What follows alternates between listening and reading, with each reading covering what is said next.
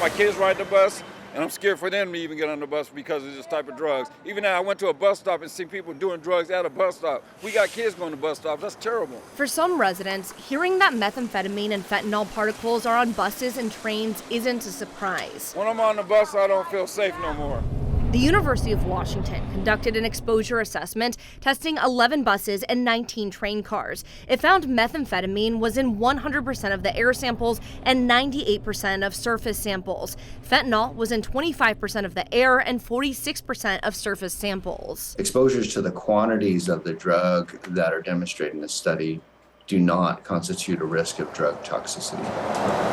Well, it confirms exactly what we knew, that it's pervasive. It's everywhere they look. Corey Rigtrep, who's part of the union that represents Metro bus drivers, says operators are worried about the secondhand impacts of drug use on their buses. They smoke it, they leave, it's still on the bus. Rigtrep says there needs to be more enforcement to protect bus operators. It only costs $10 at the store up there. This man tells us he smokes meth out of his pipe. He says he doesn't do drugs on public transit or near kids, but he used to. At night when it gets real cold and they ain't got nowhere to sleep, smoke on the bus real quick and then fall asleep.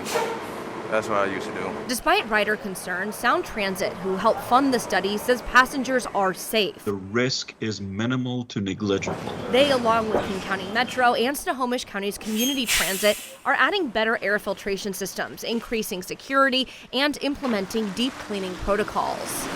Researchers wanted to make it clear that this study highlights environmental factors, not medical ones. So there's no research about the medical impacts of long-term inhalation for bus operators. Here in Seattle, I'm Kristen Goodwillie, King 5 News.